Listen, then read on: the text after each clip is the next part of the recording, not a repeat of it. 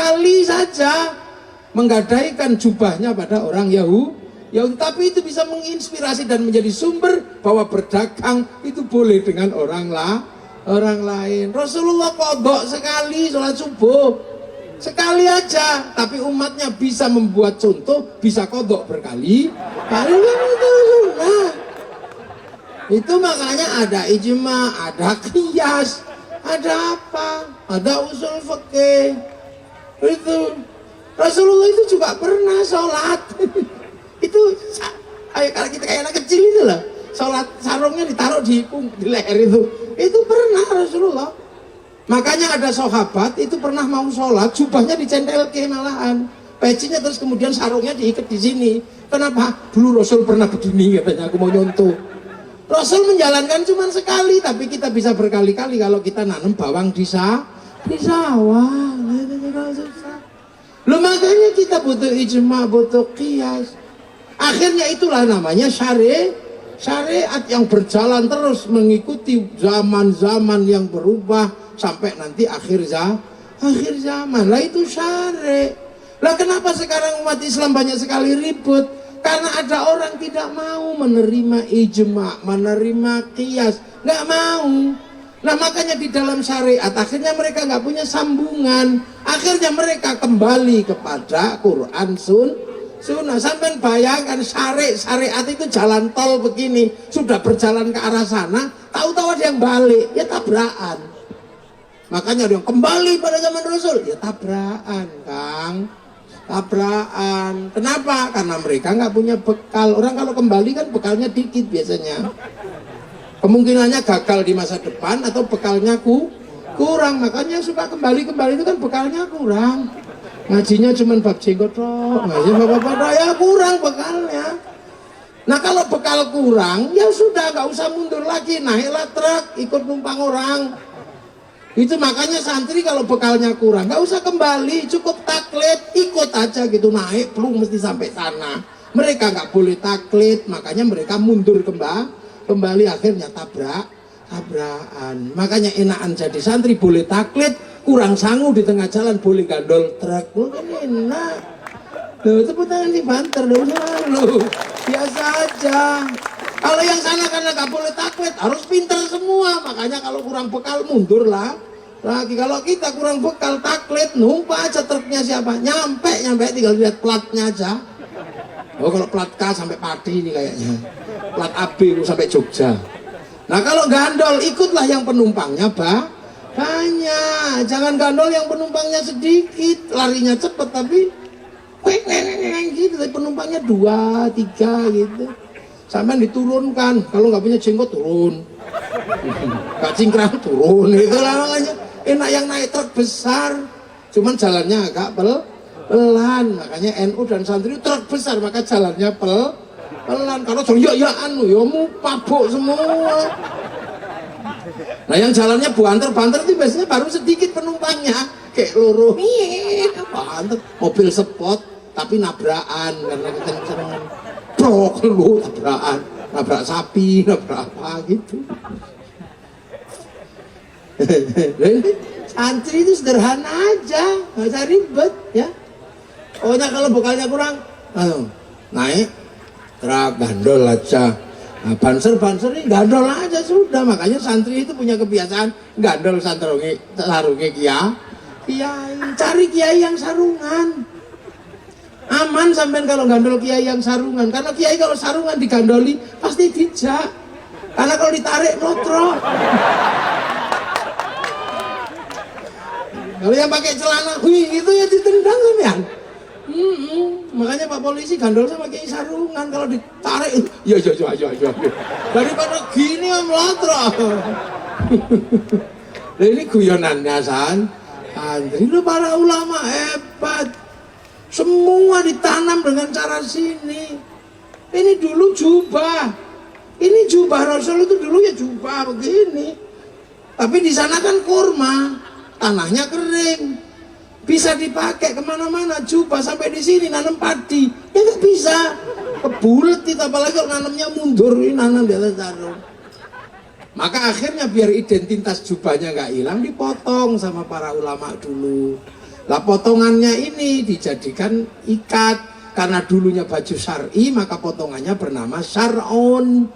Nah orang Jawa dulu nggak punya huruf ain, punyanya monggo potongo.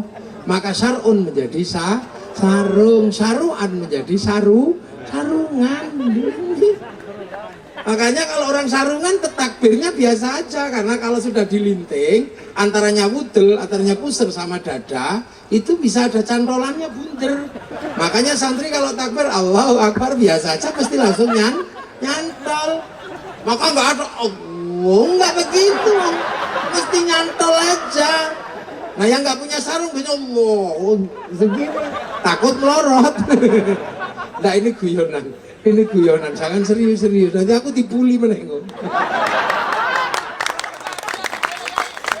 Muhammad. Jadi itu makanya indah. Coba kalau tidak ikut para ulama, cucunya Haji Dharma yang kecil-kecil gimana nyolati, udah nggak bisa dulu, kakeknya meninggal nggak bisa kan. Iya dong, cucunya buyutnya nggak ketemu, tapi dengan adanya santri bikin kalau ilmunya ada, tetap wali abaina umatina masyayikhina lo bisa lo, itu hebatnya, jangkarnya kuat, dan akhirnya bangsa dan negaranya aman. Makanya kalau mau mengambil bangsa dan negara, resourcesnya mau diambil, hancurkan dulu pelindung bangsa dan negara. Presidennya jelek-jelekkan, polisinya jelek-jelekkan, TNI-nya jelek-jelekkan, habis itu santri dijelek-jelekkan, musuh ono santri. Nanti kalau pagernya ini sudah hilang, buahnya tinggal ngambil. Oh, memang itu cara ngambil. Kenapa? Protokol dunia di Jerman sudah menyebutkan 2040 akan ada krisis besar dunia. Satu, krisis pangan, yang kedua adalah krisis energi, yang ketiga adalah krisis air. Dan di protokol itu disebutkan bangsa yang aman itu Indonesia. Air melimpah. Sebutkan air, kita tidak akan krisis air. Besok ditanami, tumbuh lagi, air keluar lagi. Energi, kita nggak akan kehilangan. Kalau berbicara energi matahari, kita 3 waktu panjangnya. Wita, wip. Kalau berbicara energi angin, kita punya pantai terpanjang dunia. Kalau berbicara energi panas bumi, kita negeri cincin api. Berbicara makanan, kita nggak akan krisis. Makanan kita melimpah. Dari mulai beras sampai jagung, sampai ketela, sampai tales, sampai uwi, lengkap. Kita cipluan aja banyak, bisa Allah. Lah ya, lengkap makanan kita. Cina akan ada krisis makan karena 1,5 miliar penduduknya akan kehabisan makanan. Kalau berbicara gandum 0,5 kilo per hari, artinya ada 750 juta ton per 750 juta kilo per hari. Dari mana dia dapat? Sawahnya tidak terlalu banyak. Makanya mereka nggak bisa makan ayam. Akhirnya ayamnya dipres 40 hari. Ayam Cirebon 40 hari baru segini ekornya. Makanya jangan ikut-ikutan makan ayam itu, sampean. Itu ayam negeri yang memang dibutuhkan oleh negara yang tidak bisa makan ikan kalau tidak ayam kalau tidak dipres. Mereka kalau musim dingin nggak bisa, gandumnya nggak cukup. Makanya orang Cina punya tradisi makan gandum diperpanjang, namanya mie. Dan makannya pakai sumpit. Kalau menggunakan tradisi makan pakai dicawok, cepet habis. Lagi kita salah. Di Arab tidak punya gandum, tidak punya apa-apa. Selain kurma, daging, dan roti gandumnya dari luar. Sampai kapanpun tergantung dengan pabrik gandum. Afrika, itu paling susah. Mau nanam padi, habis dimakan burung prit. Iya, burung pipit di Afrika itu kayak langit, itu gak kelihatan saking banyaknya. Sampai emprit Afrika diekspor ke Indonesia 10 juta 1 ekor. Namanya black strut. Itu emprit Afrika. Nanam jagung habis dimakan betet. Betet Afrika besarnya sak mentok. Namanya makhau. Di sini harganya 250 juta. Kalau di sana dipelintang digoreng.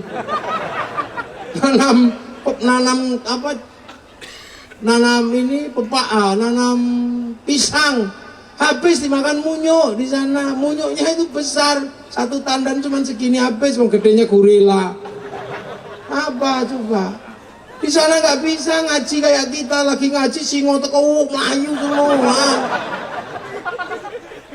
Nah itu makanya orang Afrika dibikin hitam karena banyak singa, biar kalau dikejar langsung tengkurap gak kelihatan. Kalau dibikin putih, orang Eropa yang gagah-gagah begitu pusing hidupnya kalau di musim dingin. Dia tidak bisa makan ikan karena seluruh daratannya, seluruh airnya menjadi es membeku. Makanya ketika musim panas dia awetkan ikan untuk menjadi sarden, dimakan di musim dingin. Nah kita ngapain ikut-ikutan makan sarden, kurang kerjaan. Orang Cirebon ngambil ikan setiap hari ada di sungai. Kalau nggak ada ikan, kodok-kodok juga ada. Nggak enak orang Afrika, musim dingin nggak punya sayur. Karena seluruh daunnya rontok di musim gugur. Satu-satunya yang nggak rontok itu cuma daun cemara. Makanya bulan Desember hari raya Natal pakai daun cemara. Bukan saking hebatnya daun cemara, ya daun itu yang nggak rontok di bulan Desember. Makanya kalau Natal itu dari Cirebon pasti ada daun jambu, ada daun mangga. Itu maka pemilik masjid di Indonesia nggak usah ribut. Jangan kau tanam cemara di depan masjid kami, itu pohon Kristen. Semenjak kapan pohon punya agama? Loh.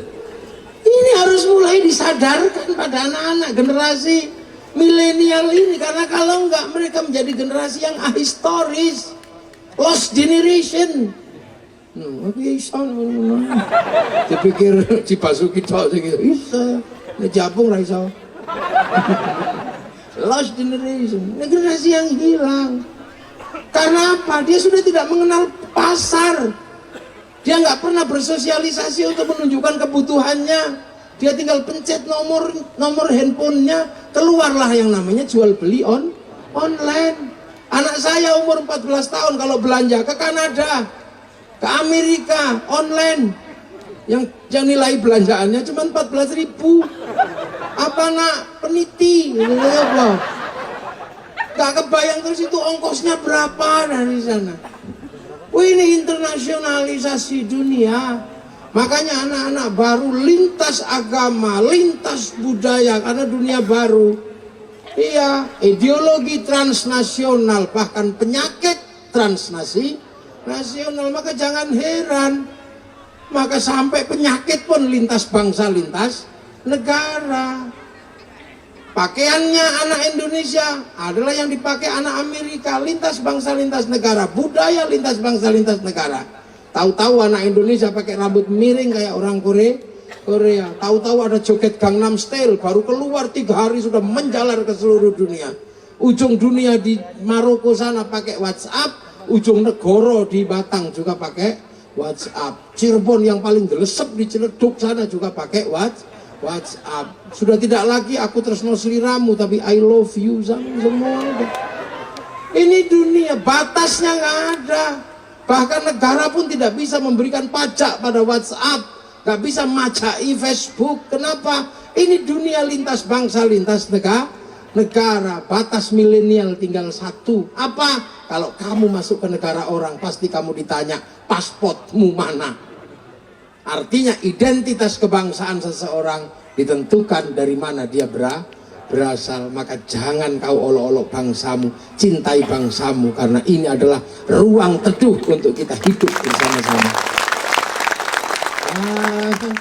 Bangsa punya tumpengan dijelek-jelekin, bangsa punya keris dijelek-jelekin, bangsa punya tumpeng dijelek-jelekin. Yang mau dipakai apa? Kurma. Lah itu kan bangsa di sana. Di sini kurma itu dimakan kalau lagi ibadah haji. Makan itu terus, ya nggak kuat. Wong kurma itu sifatnya cemilan. Seberapa kuat orang makan cemilan? Seperti seorang suami, seberapa kuat dia ke istri muda terus? Nggak kuat kalau nggak istri tua. Nggak kuat, gayanya doang. Ini wong cemilan kok, gimana sih? Lah ya, bidadari itu juga nanti di surga itu cemilan. Gak kok terus-terusan sama bidadari aja. Kamu setiap hari ya sama istrimu yang cerewet itu. Apa pak? Aku taruh nasi ya. nanti pulang lagi ya, wis bar nyemil, udah ben.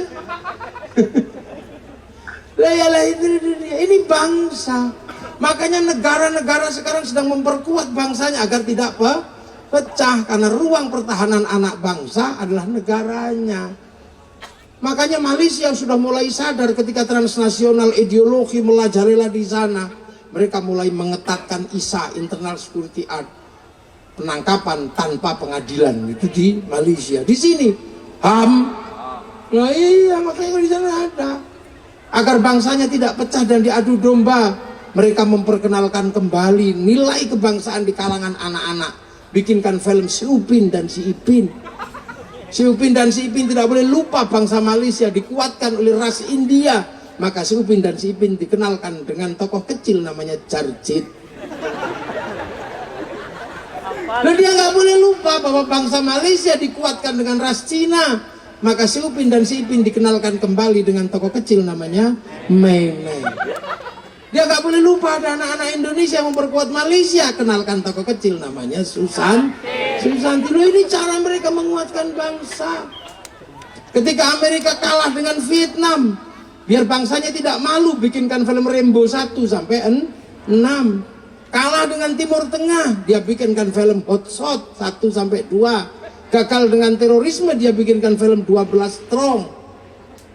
Loh itu, dia ditekan oleh pemerintah Cina dengan penetrasi budayanya. Maka kemudian Amerika buat film American Shaolin, American Kung Fu. Dia nggak mau kalah. Ditekan sama Jepang dalam urusan budaya dan pengetahuan. Dia bikin American Ninja, American Samurai. Bahkan samurai terakhir dari Jepang namanya Tom Cruise dalam sebuah film The Last Samurai.